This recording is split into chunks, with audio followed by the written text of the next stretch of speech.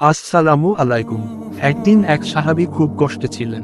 তার ঘরে খাবার ছিল না, সন্তানরা কোথায় কাঁদছিল। তিনি লজ্জায় কারো কাছে কিছু চাইতেও পারছিলেন না। শেষমেশ তিনি নবীজির কাছে গেলেন, কিন্তু মুখে কিছু বলতে পারলেন না। চোখে শুধু অসহায়তার ছাপ। নবীজি তাকে দেখে বুঝে গেলেন। কিছু না জিজ্ঞেস করেই বললেন, আজ রাতে তোমার ঘরে কোনো মেহমান আসবে কি? সাহাবী বললেন, জি, যদি আপনি পাঠান অবশ্যই সেবা করব। নবীজি একজন ক্ষুধার্ত মেহমানকে তার সাথে পাঠিয়ে দিলেন। এখন সমস্যা হলো, সাহাবীর নিজের ঘরেই তো খাবার নেই। ঘরে গিয়ে তিনি তার স্ত্রীকে বললেন, আমাদের কাছে কিছু আছে। স্ত্রী বললেন, শুধু অল্প খাবার আছে, যা দিয়ে বাচ্চাদেরও ঠিকমতো হবে না।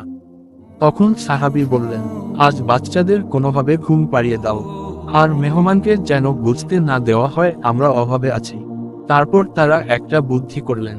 খাবারটা মেহমানের সামনে রেখে স্ত্রী বাতি নিভিয়ে দিলেন, যেন মনে হয় সবাই খাচ্ছে। তারা নিজেরা না খেয়ে শুধু অভিনয় করলেন, চামচ নেড়ে শব্দ করলেন, কিন্তু মুখে কিছুই তুললেন না। মেহমান তৃপ্তি করে খেয়ে নিলেন। তিনি বুঝতেই পারলেন না যে পুরো খাবারটাই তার জন্য ছিল।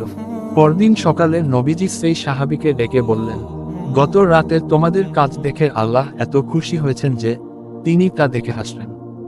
এই কথা শুনে সাহাবীর চোখে পানি চলে এলো।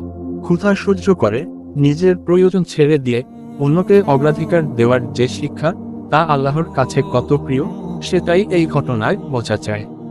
শিক্ষা: নিজে কষ্টে থাকলেও অন্যকে সাহায্য করা, এটাই সত্যিকার মহানতা। ছোট ত্যাগও আল্লাহর কাছে অনেক বড় হয়ে যায়।